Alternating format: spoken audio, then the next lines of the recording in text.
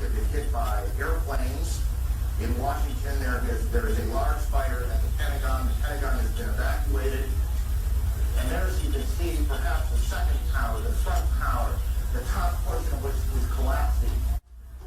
Because everybody, once you have seen building 7, there is no way back.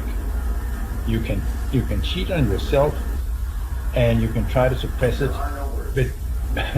but you cannot.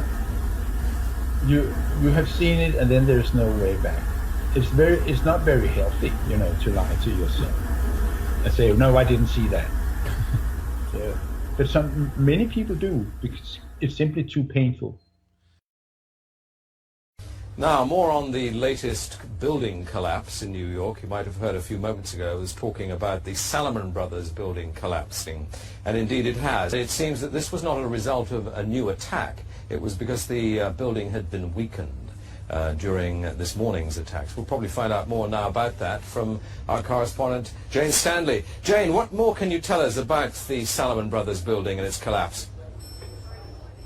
Well, only really what you already know. Details are very, very sketchy. As you can see behind me, the Trade Center appears to be still burning. We see these huge clouds of smoke and ash, and we know that behind that there's an empty piece of what was a very familiar New York skyline, a symbol of the financial prosperity of this city, but completely disappeared now, and New York is still unable to take on board what has happened to them today.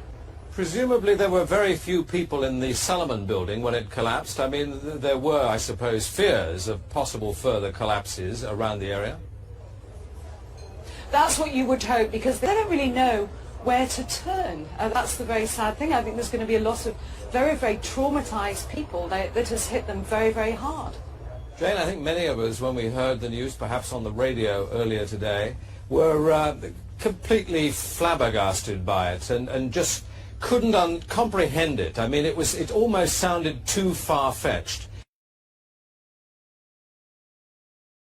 I was wondering what it's felt like for you being in Manhattan. Well, unfortunately, I think we've lost the line with Jane Stanley in Manhattan.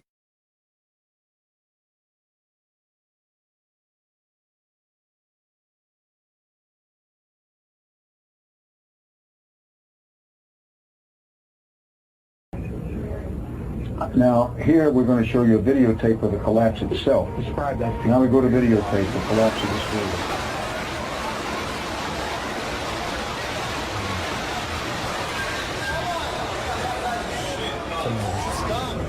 Amazing, incredible picture word. Too far-fetched. For the third time today, it's reminiscent of those pictures we've all seen too much on television before, when a building was deliberately destroyed by well-placed dynamite to knock it down.